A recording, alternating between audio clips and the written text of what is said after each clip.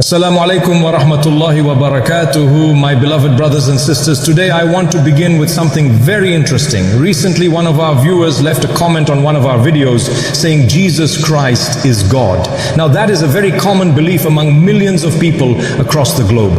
But as Muslims we need to know how to respond. We need to understand and we need to explain with respect, with wisdom, with clarity what Islam teaches us about this. Let's take this comment as our starting point. Let's talk about it calmly and let's reflect together. Who is God? What does it really mean to be God? And where does Jesus, may Allah be pleased with him, fit into all of this? Before we dive deeper, let me remind you gently, if you haven't yet subscribed to this channel, do so now and make sure you like this video. It helps spread goodness and it allows us to keep sharing messages that can touch the heart and strengthen your faith.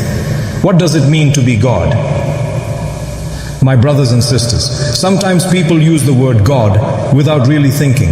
They think anyone powerful, anyone with miracles, anyone who is loved and respected can be called God. But no.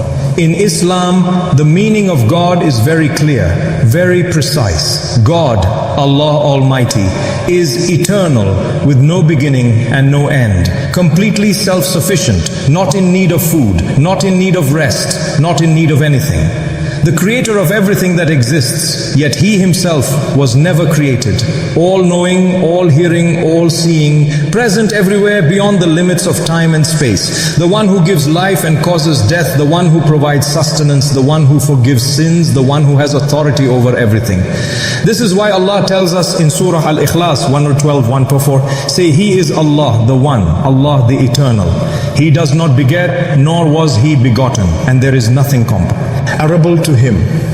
These verses, my beloved brothers and sisters, summarize the essence of God, the humanity of Jesus. May Allah be pleased with Him. Now let's think about Jesus. May Allah be pleased with Him.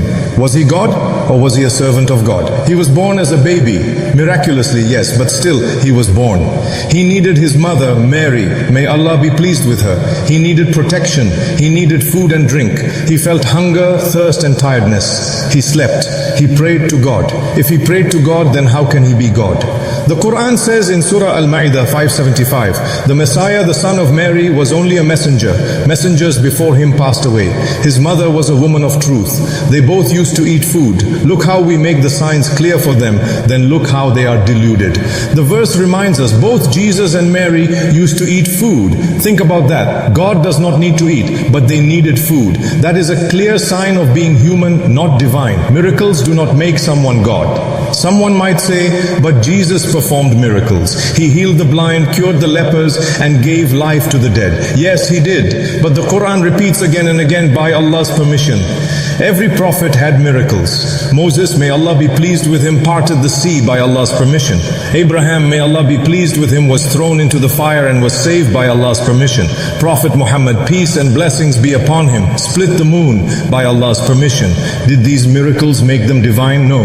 Miracles are signs of prophethood, not godhood. They are proof that Allah sent them, not that they became God. The dependence of all prophets on Allah. My brothers and sisters, every prophet showed us how to depend on Allah. They prayed, they cried, they fasted, they worshipped. Jesus, may Allah be pleased with him, is described in the Qur'an as Sayyid. Then when he was still a baby, indeed I am the servant of Allah. He has given me the scripture and made me a prophet. Surah Maryam 19:30. Notice the words, I am the servant of Allah. He did not say, I am Allah. He said, I am the servant of Allah. That is crystal clear. Why it matters. Now someone might say, why does it matter? Why can't we call Jesus God out of respect? The reason it matters, my brothers and sisters, is because worship is the highest act of love and devotion. Worship belongs only to Allah. If you direct your worship to anyone else, even to a prophet, you are committing shirk, the greatest sin. Allah forgives many sins, but shirk is the one sin He warns us about if we die without repentance. That is why it is so important to know the difference between the Creator and the creation. So today we began with that comment, Jesus Christ is God. We looked at the qualities of God, eternal, self-sufficient, all-knowing, beyond need. We compared that with the qualities of Jesus. May Allah be pleased with Him, born, eating, drinking, sleeping and praying. We saw that miracles do not make someone God. And we reminded ourselves that worship belongs only to Allah, the One, the Eternal, the Almighty. My beloved brothers and sisters, before we close this part, I remind you once more with love. Please like this video and subscribe to the channel. Not for numbers, but because every time you do, it helps spread a message of truth, a message of clarity, a message of hope. May Allah reward you for that. My beloved brothers and sisters, in our previous discussion, we reminded ourselves that Jesus, may Allah be pleased with him, was a messenger of Allah, a servant of Allah, and not God himself. We saw that miracles do not make someone divine, and we understood that worship belongs only to Allah. Now let us go deeper into a very important question. If Jesus is not God, then who is Allah? And how can we truly understand Him? The uniqueness of Allah. Almighty Allah is not like His creation. Many people confuse God with the creation. They imagine Him in human form, or they think of Him as a father, or they picture Him sitting somewhere in the heavens like a king in a palace. But Allah is beyond imagination. The Qur'an says in Surah Ash-Shura 42:11, there is nothing like unto Him, and He is the all-hearing, the all-seeing. This is powerful. It means we cannot compare Allah to His creation. We cannot give Him human qualities. He does not get tired. He does not feel hunger. He does not sleep. In Ayat al-Kursi 2255, Allah tells us, neither drowsiness overtakes Him nor sleep. So my brothers and sisters, when we think of God, we must think beyond our limited imagination. We worship the Creator, not the creation. The message of all prophets. If you study the message of all prophets, from Adam, may Allah be pleased with him, to Noah, to Abraham, to Moses, to Jesus, and finally to Muhammad, peace and blessings be upon him, you will find one consistent call. Worship Allah alone and do not associate partners with Him. This is the core message of Islam. It is also the message that Jesus, may Allah be pleased with him, preached to his people. The Qur'an tells us in Surah Al-Ma'idah 5:1-16 about a conversation that will happen on the day of judgment. Allah will ask Jesus, did you say to the people, take me and my mother as gods besides Allah? And Jesus will reply, glory be to you. It was not for me to say what I had no right to say. If I had said it, you would have known it. I only said to them what you commanded me. Worship Allah, my Lord and your Lord. Clear words, my beloved brothers and sisters. Jesus himself will declare that he never told anyone to worship him. Why people confuse Jesus with God? You may ask, then why do so many people believe Jesus is? The answer lies in a few points. His miraculous birth without a father made people think he must be divine. But remember Adam, may Allah be pleased with him, had neither a father nor a mother. He was created from dust, and Allah says, be. And he was. Did Adam become God? No. He was a servant of Allah. His miracles, healing, raising the dead, impressed the people. But as we mentioned earlier, they were all by Allah's permission, not by His independent power. Over time, some of His followers misunderstood or mixed the truth with philosophy, myths, and Roman beliefs. Eventually, the pure message of Jesus was changed. This is why Allah sent Prophet Muhammad, peace and blessings be upon him, as the final messenger, to restore the pure message of monotheism. Jesus in Islam. My brothers and sisters, do not forget, as Muslims we love Jesus, we respect him, we believe in him. We cannot be Muslims if we deny him. But our love does not lead us to worship him. Love is shown by following his real message. Worship Allah alone. The Qur'an describes Jesus, may Allah be pleased with him, as a prophet and messenger, the Messiah, a word from Allah, a sign for mankind. Born to Mary, a chaste and pure woman. But never is he described as divine. The danger of mixing worship.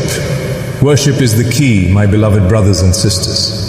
If you mix worship, partly for Allah, partly for a prophet, partly for a saint, you lose the purity of faith. Imagine if you wrote a letter to your king, but instead of sending it directly, you gave it to 10 different people to pass along. Each one added something, each one changed something, until finally the message was no longer pure. This is what happens when we mix worship. Allah wants us to connect with Him directly. No intermediaries, no partners, no confusion. The return of Jesus, may Allah be pleased with Him. An important point many forget. Jesus has not died. He was not killed, nor was He crucified. Allah raised Him up. The Qur'an is clear in Surah An-Nisa 4, 137, 158. They did not kill Him nor crucify Him, but it appeared so to them. Rather, Allah raised Him to Himself. And before the day of judgment, Jesus will return. He will come back, not as a new God, not as a new prophet with a new message, but as a follower of Prophet Muhammad. Peace and blessings be upon him. He will break the cross, kill the false Messiah, the Dajjal, and restore justice. This itself proves He is not divine. If He were God, why would He return as a follower? Why would He follow the final prophet? Peace and blessings be upon him, because he is a servant of Allah. So, my beloved brothers and sisters, we reminded ourselves Allah is unique, beyond imagination, not like His creation. Every prophet preached the same message: worship Allah alone. Jesus never claimed divinity. Rather, He will declare His servanthood to Allah on the day of judgment. People confused His miracles and birth with divinity, but these were signs from Allah. He will return near the end of time as a servant of Allah and a follower of the last messenger. My dear brothers and sisters, if this reminder touched your heart, share it with others. Do not keep the truth only for yourself. And if you have not yet subscribed to this channel, do so today. Each click may seem small, but it spreads knowledge, it spreads light, and it may become a source of sadaqah jariyah for you. May Allah grant us clarity, keep us firm on the truth, and unite us upon His guidance. Ameen. My beloved brothers and sisters, we have come a long way in this discussion. We began with a simple but important comment from one of our viewers who asked, is Jesus God? We clarified in part 1 that Jesus, may Allah be pleased with Him, was a messenger of Allah, not divine. In part 2, we explored the oneness of Allah and the return of Jesus. May Allah be pleased with Him. Now, in this final part, I want us to bring the lesson into our own lives, because knowledge without action is incomplete. Knowing Allah and building a relationship with Him, it is not enough to say, I believe in one God. We must live that belief. We must make it a reality in our lives.